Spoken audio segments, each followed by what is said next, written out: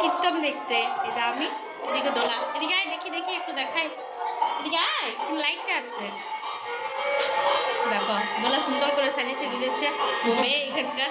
আমি তো গো, আমার মেয়ে। ঠিক আছে চলো, সবাইকে দেখাবো কিন্তু।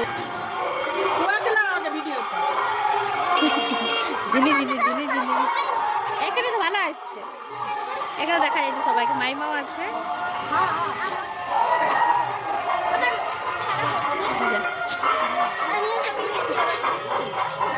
কালকে ছিল আমাদের কীর্তনের দ্বিতীয় দিন, মানে মঙ্গলবারে শুরু হয়েছে, কিন্তু যেহেতু মঙ্গলবারে আমরা জয় মঙ্গলবার করেছিলাম, সেই জন্য সেদিনটা আর যায় নাই।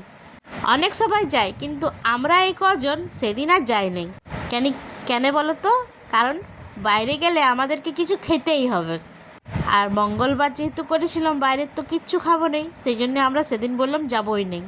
এই গরমে সেজে গুজে কষ্ট করে কে যাবে বললাম, কিছু খেতেই যদি না পারবো।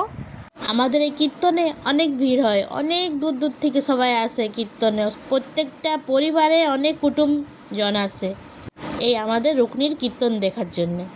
কিন্তু আমাদের বেশি হয় এই চাট খাবো, ফুচকা খাবো, নানা রকমের জিনিস কিনবো, এইটা ভেবেই আমাদের আনন্দ হয়। সেই জন্যে দেখো প্রথমে ফুচকা খেয়ে নিলাম, তারপরে চাট খেয়ে নিলাম, তারপরে আইসক্রিমও খেয়ে নিলাম।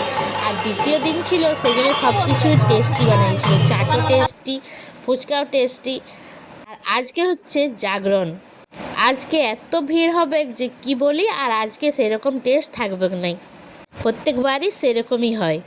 সেই গল্প করছিলাম, আজকে খাইলেও যার যেমনি খাবার, কালকে কিন্তু এই টেস্ট আর থাকবে না। তারপরে খেয়ে দেওয়ার পর একটু কীর্তন দেখলাম, তারপরে চলে এলাম ঘর। গেছিলাম ওই 8:45টার সময়, এলাম 9:30টার সময়। মেয়েকে যেহেতু নিয়ে গেছিলাম নাই, মানে লুকাই লুকাই গেছিলাম, যে পরে বলবো শুধু আইসক্রিম খাবো আর আইসক্রিম খাবো, সেই জন্য মেয়েকে নিয়ে যায়নি, ঘর দিদির বাড়িতে ছিল, সেই জন্য চলে এলাম।